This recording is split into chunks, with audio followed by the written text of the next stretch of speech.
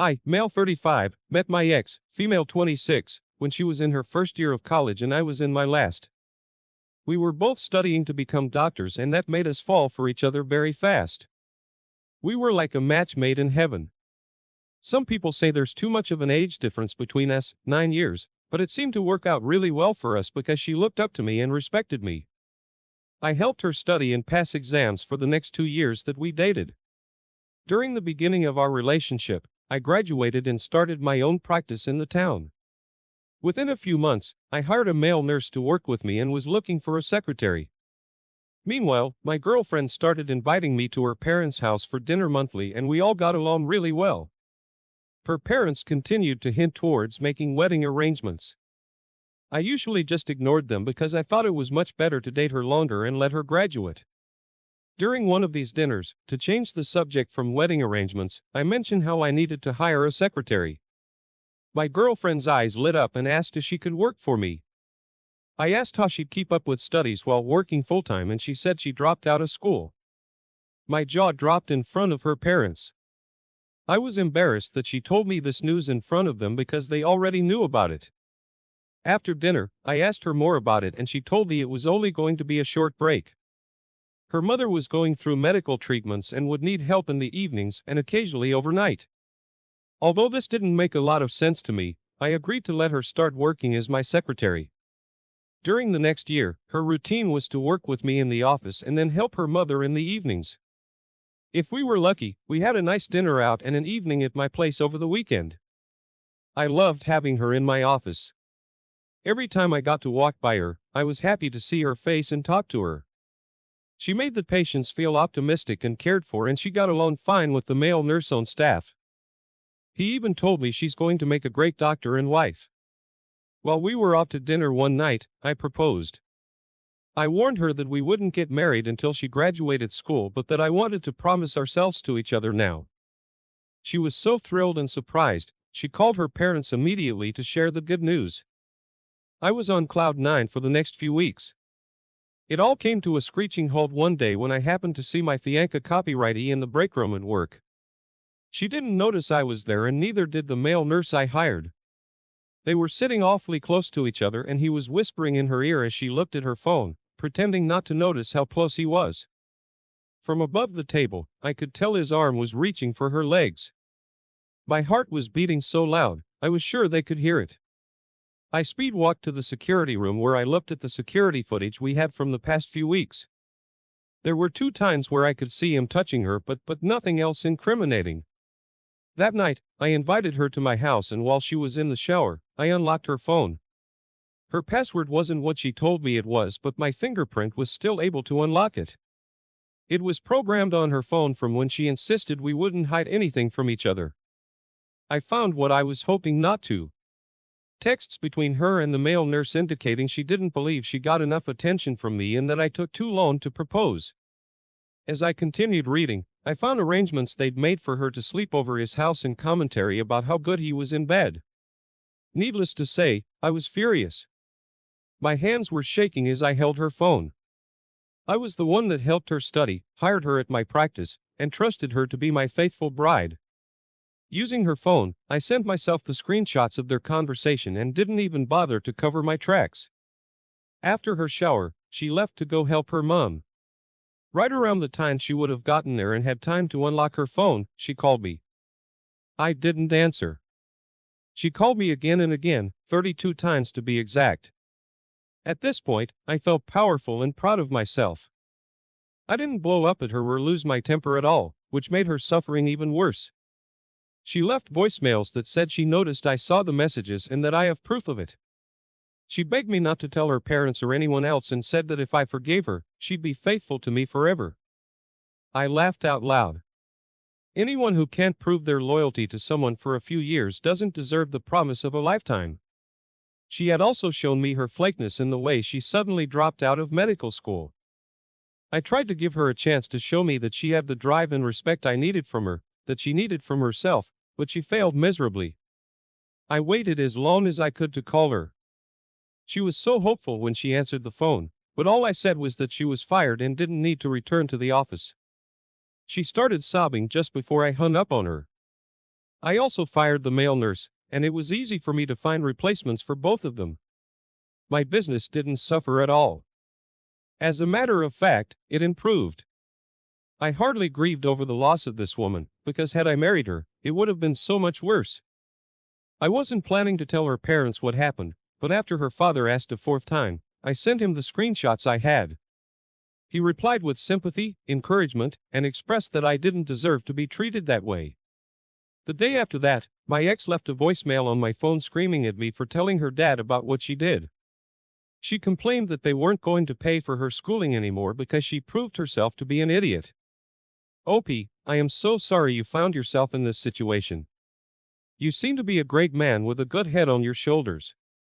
She chose to be unfaithful while she was working for you. She should have treated you with the respect you deserved as her boss and her fiancé copyright. You are certainly right to assume that she would not be faithful in your marriage. Congratulations for handling yourself in a respectable way, while maintaining your job as a doctor. Now, let's get into today's second story. I am writing this as a bit of a journaling exercise, and maybe for some support from people who have been through the same. Thanks for being so welcoming. We have been together since 2015, and early on I planned for this to be a lifelong relationship. It was rocky along the way, and this is part of the reason I never managed to propose. However, there is still a very mature ring fund, which will go somewhere else now, I'm sure. Around 2019, I began to think that maybe our relationship was not going to be like how I had imagined it. We fought a lot, nothing physical of course, just disagreements and mutual pouting and discontent. Our sex life dropped off significantly after 2016 for medical reasons, and it never really seemed to recover. In June of last year, we had a D&M where she said, in as many words, that I did not satisfy her, I had never satisfied her, and the thought of me in bed made her sick. It was very upsetting at the time, and in hindsight, I should have called our relationship then, but we decided initially that we would try to work our way through our problems, and we also ended up having a 4-month-long lockdown shortly afterward, so I didn't want to throw her onto the street or anything. Around September, I discovered she had been sexting some guy overseas, a total breach of trust, but I decided I would bracket it because there was nothing physical, and even though we never discussed it openly, I thought she knew that I knew. I never broached this directly, but we eventually decided we would go to couples therapy. I discovered yesterday that she slept with another man in November last year while she was out of town on a short holiday. Some random she met online, and I presume she had been chatting with for a few weeks at least.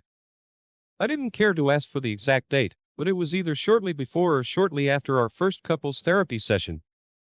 When she went to work today, I left a note on the table saying goodbye, packed a bag, and went to my parents' place for a few days. This evening after she came home, we had an hour-long SMS-only discussion. I don't want to talk about it aloud. I can't put my words together in time to speak them, where she took responsibility for everything, promised to change, and asked if I would come back. I appreciated her honesty.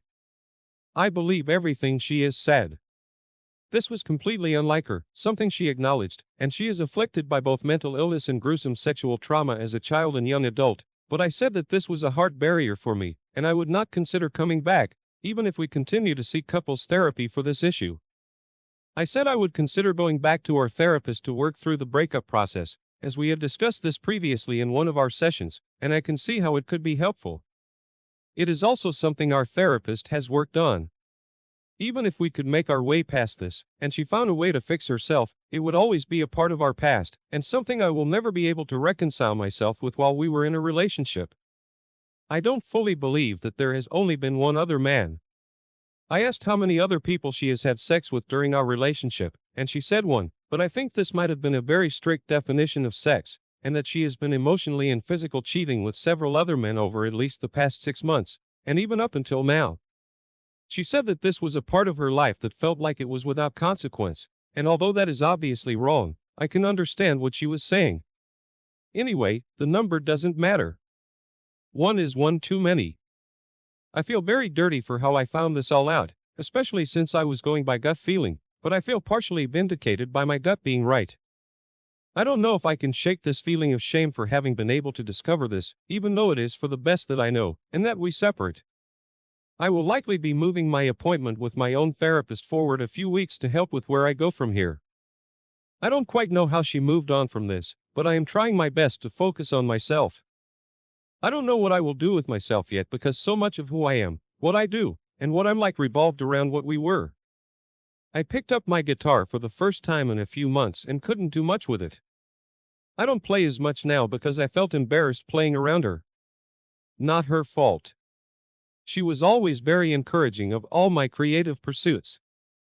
I have a few friends, but I am both a very reserved person and also someone who gets lonely easily. I might need to house share because I don't know if living alone is a good idea for me right now. I did say that I hope we can be friends one day, and I really do. Besides the infidelity and our other problems, she's great and we did gel in a very cool way. But in my heart of hearts, it doesn't seem likely at the very least as soon as either one of us starts seeing someone else. Unless they're super chill, I don't think it's going to work. I've decided that I'm not going to be super candid with other people about the circumstances of our breakup. There's no need to be, but it's something that I would mention to a future partner, and I can imagine for them that it would be a bit weird for your partner to be friends with their ex who is also a cheater. I'll cross that bridge when I come to it. She will likely move to another city, and we won't have much opportunity to see each other again anyway. Anyway, that's my story. There were times this morning when I thought I might try to just let it slide and forget about it, but I'm glad the part of me which stood fast won over, because there was really no future knowing this. It would always eat at me. I don't know what the future holds, and I am truly scared because I have had struggles with alcohol and smoking in the past which my partner really helped me to temper. I stopped smoking as a condition of getting together, which I'm grateful for. Maybe with a sneaky cigarette every now and then at the pub, and I don't have that anymore. I have made a short list of things for me to try to do with myself for the next 4 weeks, and have committed to not buying any spirits at all for now and only smoking if I've gone out and someone offers. I don't go out often, so this is generally sustainable for me. If there is anything any of you have done to get past the first few weeks in your breakup, due to infidelity, I would certainly appreciate any advice. If you have made it this far, thanks a lot for reading. Hope you are getting along your journey all right as well. If you are, then feel free to drop into the comments and let me know that it gets better because I need it. It's sad when you have perspectives with your partner and you realize that it was only you who thought about a future together. In any case, according to your history, it feels that she was never an honest girlfriend to you. I think there are many red flags after the time together, for example, constant arguments and lack of sex. I think your decision is correct. She spent weeks preparing the last one she did where he went directly to sleep with him. The best thing you can do right now is to go get your things when she's not around and cut off all kinds of relationships, really. Why keep talking to such a disgusting person? Just say goodbye and cut your losses. Best of luck to you. Thank you for taking the time to listen to today's stories.